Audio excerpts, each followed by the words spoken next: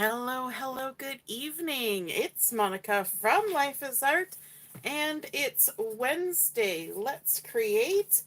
We are joining together this evening to look at sort of a fun fold card. It's the embellishment on the card that is the fun fold. And we're going to be using some designer series paper from the mini catalog, the September to December mini catalog. Let me just find which one. And I've lost my page. I should have marked it. That's what I have these sticky notes for, right? Is to mark my page. And there we go. We're going to be using the Snowy Scenes collection. You can see some artwork that was created with it there in the catalog. And we're going to be using this piece of paper with the lovely holly. And then on the back side, there is the diagonal sort of candy cane stripes. And we are also going to be using one of the stamp sets from this collection. Let me just go back to where it is here. We're going to be using Peaceful Season, which has some lovely sentiments on it. And you can see that here. We've got a large Christmas, and then there's Happy, Merry. You could do Christmas is in the air, wishing you and yours. There's all the best, cheer all year, in your heart, joy and love to you, friends and family are the true gift of Christmas. So there's inside sentiments, there's some outside ones, love from our home to yours and love from my home to yours, which is nice that they have that distinction. Lots of fun stuff on there. So we're going to be using this stamp set. We're also going to be using the Stylish Shapes dies, and we're going to be using one of the circles for this particular project. So let's get ourselves started. If you're joining me live, just say hello or howdy so I know you're here. If you're watching later on a replay, you can say replay. I see Deborah's here. Hey Deborah. And Heather's here too. Every time I say people's names, I think of back in the day we had Romper Room when we were kids, back in the 70s, 80s. And there was the looking glass, and she'd hold it up and I see you, and she'd list people's names, and it was always so exciting if she said your name. Yeah, so that's what I always think of when I'm saying hello to everybody. All right, so for this card, we're going to start with the card base, and we're going to kind of build from there. So we're starting out with just a piece of basic white cardstock. It has been cut to 8.5 by 5.5. And, well, actually, which way are we going to fold it? We're going to fold it this way. So, yes, 8.5 by 5.5. It's been scored in the center at 4 1/4, and we're going to fold it with the bump side to the inside. Just like that. We're going to use something to give that crease a little extra creasing. And there we go. We've got our crease on the left, our opening on the right. Have you ever made a pleated card before? I know sometimes they're called a drapery fold front card, but it's the embellishment that we're creating that's folded, not the card. The card is actually just going to be a plain standard portrait card. Easy peasy. On top of this, we want to add a piece of real red cardstock, and this has been cut to 4 1/8. Let me see. 4 1/8 by 5 3/8. Gonna add some adhesive to the back of this. Maybe we'll even do 3 pieces just for extra gumption. So this is real red cardstock. If you happen to hear a hum in the background, our neighbor has been doing extensive construction on his house in the last few days. They have been using a sort of a skid steer loader to level the land, the dirt around the house, and so it kind of all evening long. So the joys, right? When people have projects they need to get done.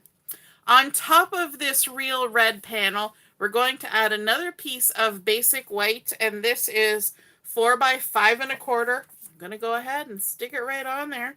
Simple, simple. We're not inventing any wheels with this card so far. Look at that. I got a piece of thread stuck to my adhesive. Now, if you want to reduce the weight of your card, and if you want to reduce the bulk of your card, you could gut out the center of this. You could use a die, cut out a rectangle or a couple shapes on there, and that will reduce the weight of your card, which is good when you're thinking about postage these days. Here it's going up. Allison was telling us this afternoon that postage is going up. So we're going to put our basic white panel on top, and that's just going to leave a nice little tiny rim of the real red all the way around. Hey, Mom, nice to see you're watching. So like I said, if you want to die cut some stuff out of there ahead of time, be my guest, because you're not going to see it, so you might as well use it, right? Otherwise, it just kind of sits in there.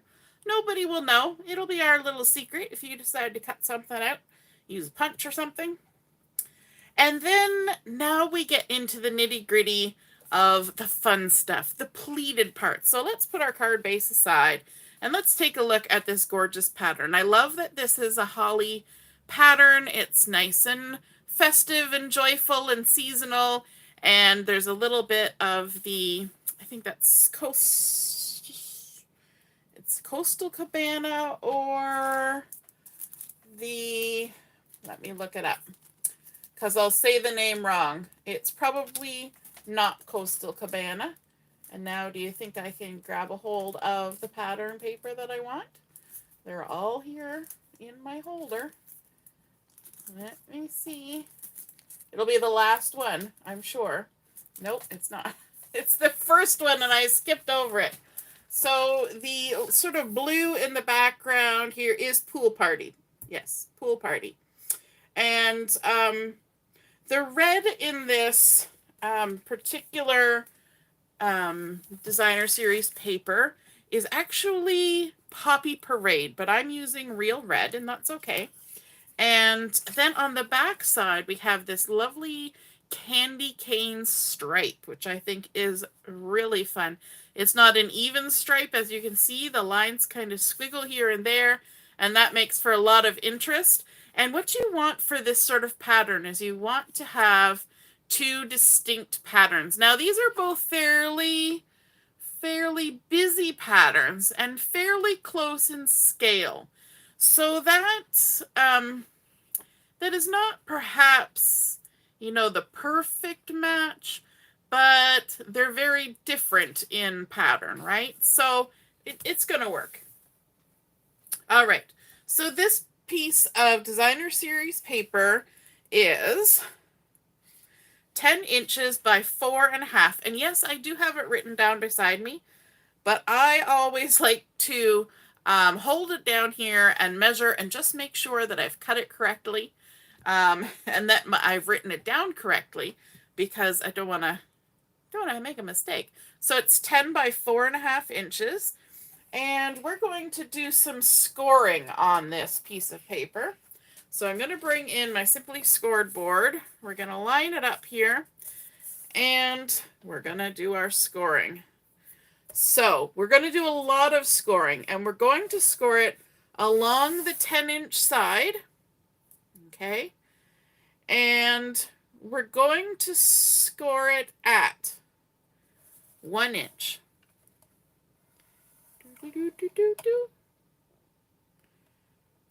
1.5 inches. There's going to be a lot of numbers here. So 1, 1.5, 2.5. Okay. Then 3. And you might notice a pattern. Then 4. Then 4.5. Then 5.5, then 6, then 7, then 7.5. Have you noticed a pattern yet? Then 8.5, I want to make sure it's not shifting. And then 9. Okay, so I'm going to go through those again, but rest assured that I will type them out when I print, when I post the photos. So it's 1 inch, 1.5, 2.5, 3, 4, 4.5, 5.5, 6, 7, 7.5, 8.5, and 9. So if you can see the score lines, which you probably can't, it's a 1 inch gap, half inch, 1 inch, half inch, 1 inch, half inch, 1 inch, half inch. And that's basically what it does all the way across. So that kind of keeps you in line. The first section has to be 1 inch, then half inch, then 1 inch, then half inch, then 1 inch, then half inch. Okay. Now you see where we're going with that. And you just repeat that all the way across. Okay, now we need to do a little bit of marking. Let's grab our pencil. And we're going to mark it along our 4.5 inch side, our short side. We're going to mark it at 1 3/4. So we're going to come up 1 3/4 and make a mark. Sometimes it's hard to see on a pattern. And then we're going to go up to 2 3/4 right there. Okay, so 1 3/4 from the bottom, and then 2 3/4. Now we're going to do the same thing over here. We're going to come up 1 3/4, and we're going to mark. And then we're going to go up to 2 3/4 and mark. All right. Now along the 10 inch sides, we're going to mark it at 4.5 and 5.5. Now you may have noticed that these two marks were on either side of the center. Same with these two. And now these two marks are on either side of the center because this is a 10 inch piece. So we're marking it at 4.5 and 5.5. So half an inch from the center. So let's come down to the bottom and we're going to mark at 4.5 and 5.5 down here. Okay. Now we need to get a little bit trimmy. And I'm going to see if I can use my little trimmer for this. I might need to pull out my big trimmer. We'll see. What we want to do is we're going to make an elongated hexagon shape. You know that die that I really liked from the Nested Essentials dies? Let me see. I have it right here. This one right here. This long shape. We're making something sort of similar to that. Actually, we're making a 1, 2, 3, 4. We're making an elongated octagon. So instead of having a point at the top and the bottom, we're going to have a flat. So we're going to have a flat, and then angles going in between. So that's what we're creating. So with our lines, we're going to cut from this top left-hand mark to this left mark at the top. So we're going to come up on this angle. So the first mark we meet when we come down, and the first mark we meet when we go across. We're going to line those up in our trimmer. Hopefully, I think should fit. We're going to line those up like so. Always got to do a little bit of the seesaw to get them lined up. There we go. Hold it in place. Trim. If you were really handy, you could trim it with scissors, or if you wanted to draw a line and trim it with scissors. So that's our first angle that we've created. Now we're going to go from the second mark at the top. So it's 1 inch away from that first mark. And we're going to come down to this top mark on the right-hand side. And I'm going to have to kind of spin it this way to use my trimmer. So this is the top.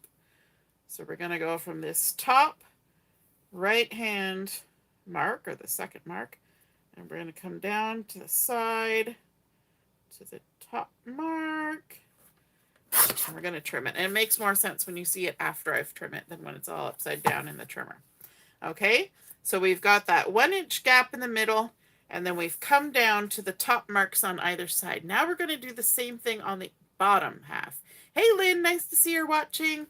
we're going to come from this first mark here up to this mark here. Okay, so this one to this one. So let's put it in the trimmer. Line up those marks, and yes, we can erase them when we're done. No worries there. That's why we use pencil. I'm going to trim that angle. Okay, you can keep those pieces. You could probably make something out of those. All right, now we're going to come to this second mark on the bottom up to this mark on the side. Let's turn it halfway upside down to do that so that it fits in the trimmer. It doesn't go in the trimmer this way because of the shield. You got to kind of play with your trimmers to get to know which way you can put them. I could use my big one, but it's big and awkward and doesn't really lay flat on my desk very well because I got too many things on my desk. I got a stack of inks and I got my laptop. It just doesn't fit. Alrighty, so there we go. Now I can erase all my little marks that I've got here. Not that it's essential. They're basically going to get covered up, but we'll do it anyway. There we go. Okay. So now you can see that fun elongated shape that really reminds us of those Nested Essentials dies, but we have that one extra flat side. Flat, flat, angle, angle. Okay, we've got all of our score lines here. And in this center one here, we have at 1 inch gap. What we're going to do is left of the center, we're going to lift this up and we're going to fold it to the inside. Just like that. We're going to create a valley fold. Alrighty. And then the next score line right here, we're going to fold it back. That creates a mountain fold. And we're just going to fold it back and forth on itself, kind of like an accordion. And yes, we will get to the noise. Don't worry, we'll make that noise. Then our next one, so this is our 1 inch gap. This crease here, this fold is our 1/2 inch gap. Now we've got our 1 inch gap, and we're going to fold on there, crease it down, and then this 1/2 inch one folds back on itself. So you can see how you get that pleated look, just like making a kilt. And then the next one is a 1 inch gap, and we're going to fold it just back and forth and back and forth. Easy peasy. And this is the last crease. So you can see that little bit of candy stripe is popping through from behind like that. And then on the front, we have our, I was just noticing something. I don't think I actually scored that. I think it's just a mark in the paper. I noticed it on the other one too. I think there's just a weird mark in my paper. So we've got our little pleats going, and yes, they are accordioned. Now we're going to do the opposite on the other side. So we're going to leave this 1 inch panel. We're going to fold on that first crease line to the right of the center. We're going to fold it, creating a valley fold. It's like it's hugging itself right in the middle. Then we're going to fold back on the 1/2 inch. And then forwards on the 1 inch. It's a good idea to use something to crease it down. Back on the 1/2 inch. Forward on the 1 inch. And then our last one folds back out. And now we have created the double pleat of our double pleat card. So now accordions on both sides. Now, if it's all squished down flat like that, you don't quite get to see as much of the dimension as you otherwise would. So what we're going to do is we're going to grab some dimensionals, and I had them here in my hot little hand just a second before we started. And there's not very many places it could go. There's the stamp set. There's the bling. There's the, oh, I might have put it under the trimmer. 1 second. Nope, it's not under the trimmer either. Okay, we're gonna get some dimensionals from over here.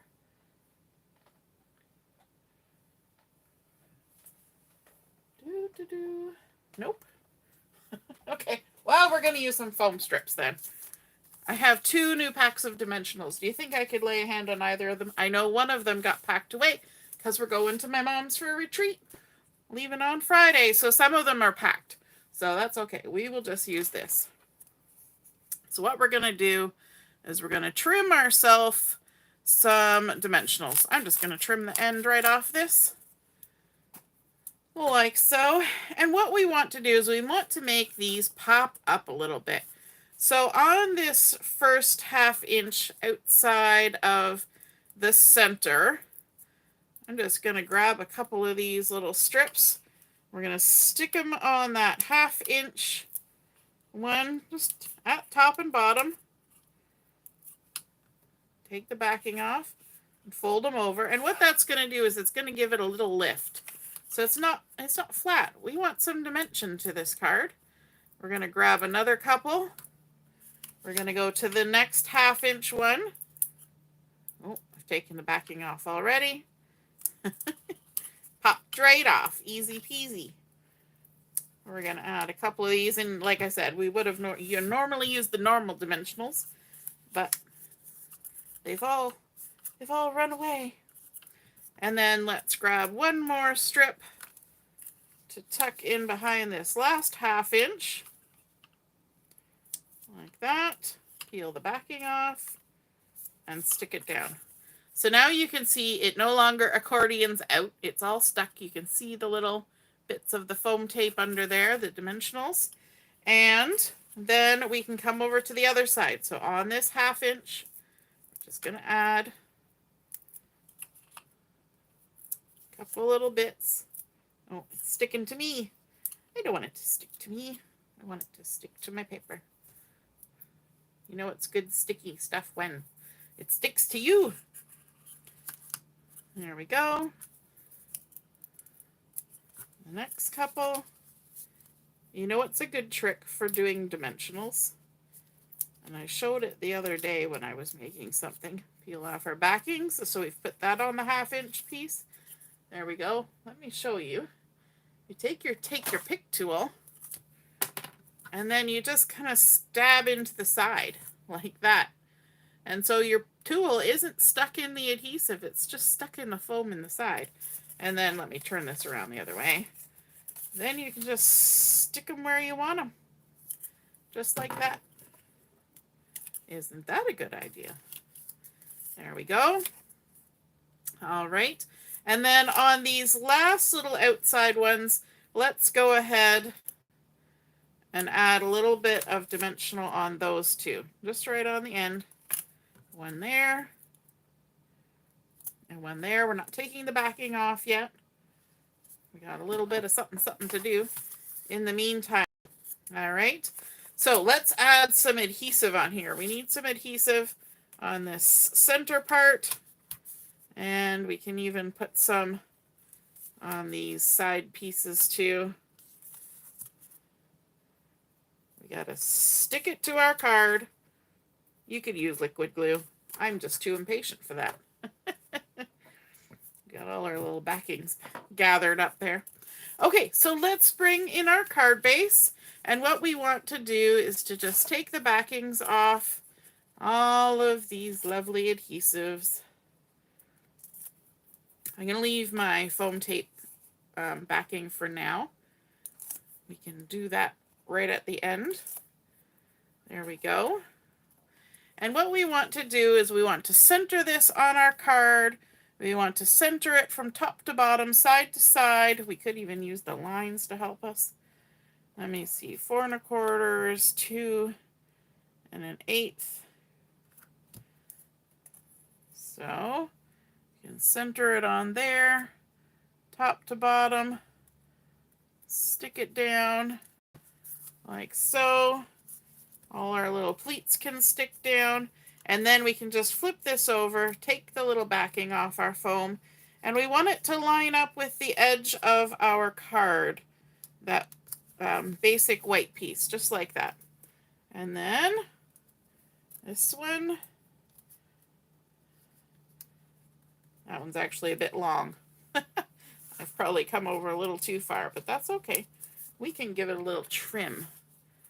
We can totally do that. Nobody will know. We never saw anything. You ever do that? Give your card a little haircut by times if something's not quite lining up how you want it. Doesn't that look cool? I love the dimension that creates, and seeing both of those patterns. How fun is that? Then we want to add sort of a little bit of decoration onto this. So I've got another piece of the real red, and we're going to stick this across the center like this. Now, I should have trimmed it a little bit smaller. So let me just grab my trimmer. It's about 4 inches, but again, I'm going to give it a little extra just for insurance. And then we've got a piece of the pattern paper as well. So this has been cut to 1 inch by 4 inches by 1 inch approximately. We're going to go ahead and add our adhesive on here.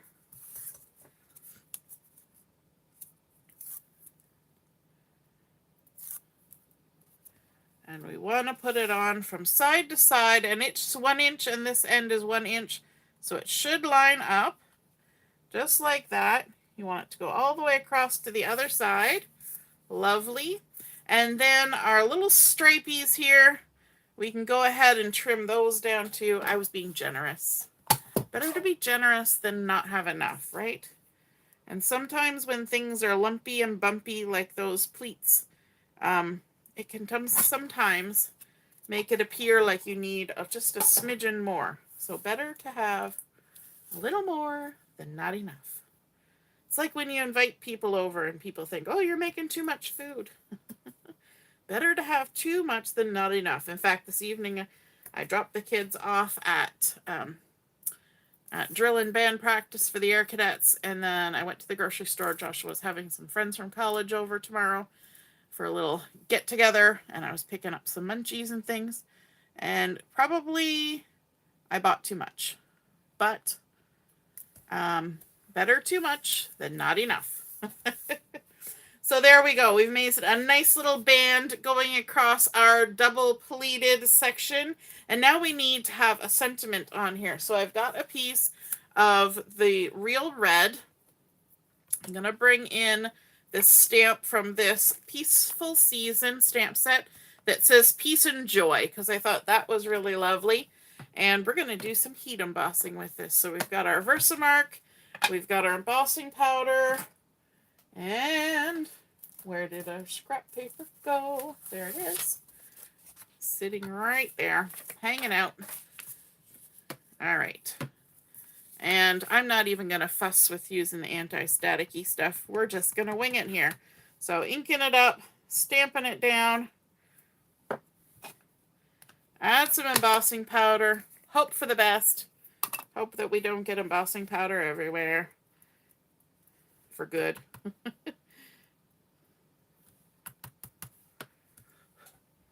Yep, doesn't look too bad. We'll just brush off a couple stray little bits. And then we can use our scrap paper. This is the best part about the scrap paper, is the collecting it up and dumping it back in. I know my mom uses coffee filters to gather up hers. That works great. I just use scrap paper, whatever's handy. And then let's bring in our heat tool. We're going to warm this up. We could use tweezers for this, but I'll just try not to get my hand too hot. I'm pointing it away from my hand, if you can see. Then it's tipped away. And we'll let it warm up, and then it will magically turn from dry and dull to shiny and bright. There it goes. It doesn't take long. Turn it around, go the other way. Peace and joy. I think when you have nice deep colors like red and black and navy, then doing the heat embossing on there is a really, really nice, bold way to do it. All right, so now we're going to need those stylish shapes dies that I showed you. And to cut this out, I think we're going to use the second smallest circle. These are all nicely layered. Yes, that looks good to me.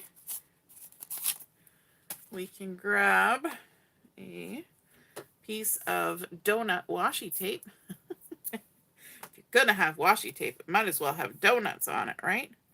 And we're just going to center that. And this particular die set has stitched edge detailing on it, which is lovely. Bring in the Big Shot. Ye old Stampin' Up! Big Shot. Run that through.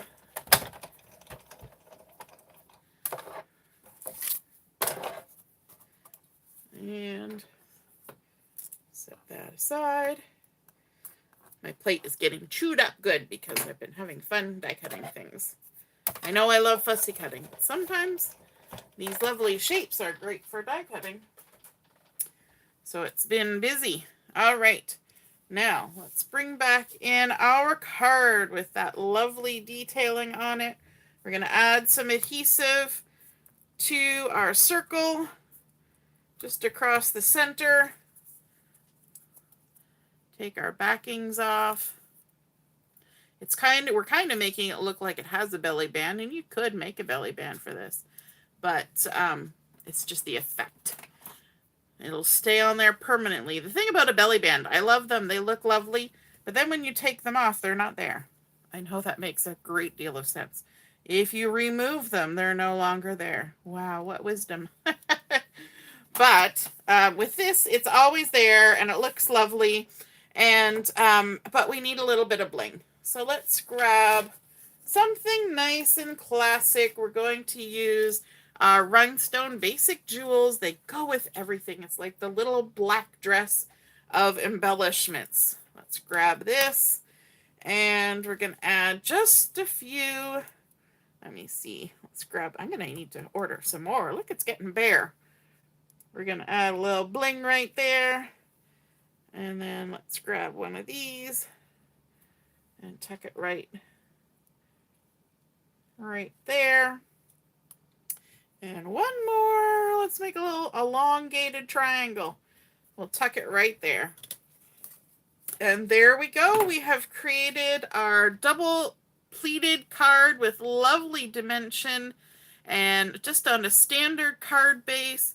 Just using our designer series paper, doing some scoring and folding and cutting, and I think it makes such a fun embellishment, and it kind of gives you that idea of a diamond on there, but you get to see both sides of the pattern too. You see that little pop of the stripes from behind, along with the lovely hollies, of course, the red and green, classic festive colors on there.